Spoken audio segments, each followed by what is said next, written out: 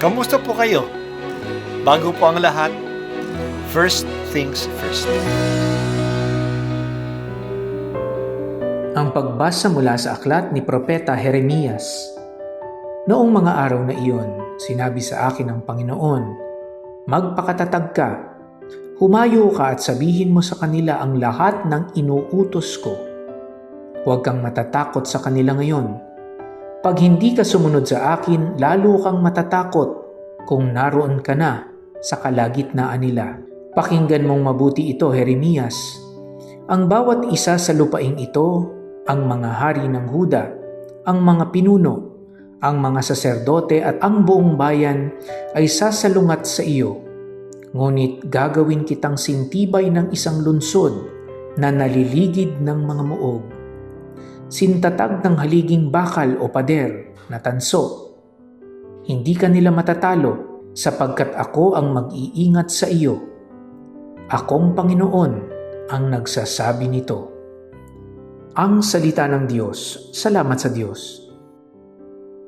Totoo ang sinabi ni Jesus na wala nang mas dakila pa sa isinilang sa tao kaysa kay Juan Bautista. Talagang dakila siya. Siya ang pinakadakila sa lahat ng mga propeta sa Lumang Tipan. Kaya nga sa simbahan ngayon, mayroon tayong dalawang kapistahan sa Kanya. Ang pagsilang niya at ang kamatayan niya. Noong June 24 at ngayong August 29. Ngayong araw, inaalaala natin ang pagpapakasakit at pagkamatay niya. Ang buong buhay at mensahe ni Juan ay pauna para kay Jesus. Ito kasi ang misyon niya sa buhay. Kaya pati ang kanyang pagpapakasakit at pagkamatay ay pauna sa pagpapakasakit at kamatayan ni Jesus. Hindi makatarungan ang pagkabilanggo at kamatayan ni Juan. Ganon din kay Jesus. Naglaro ang inggit at galit sa kamatayan ni Juan. Ganon din kay Jesus.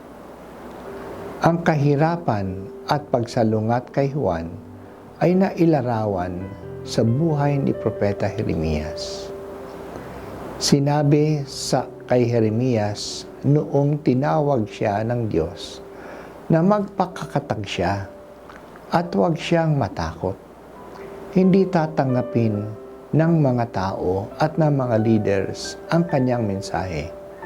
Sasalungitan nila siya, pero tibayan niya ang kanyang loob, kasing tibay ng muog na nakapalibot sa lungsod, kasing tibay ng haliging bakal o pader na tanso. Hindi siya matatalo kasi ang Diyos mismo ang iingat sa kanya. Iyan ang assurance ng mga propeta, na ang Diyos ay sa kanila. Yan din ang assurance sa atin. Siguraduhin lang natin na ginagawa natin ang kalooban ng Diyos. Gawin at sabihin natin ang matuwid at ang totoo. Kaya ito ang ating dasal. Sa iyo lang, Panginoon, lubos akong nananalig. Huwag mo akong pabayaang mapahiya at malupig. Tulungan mo ako ngayong yamang ikaw ay matuwid. Ako sana ay sagipin, sa daing ko ikaw ay makinig.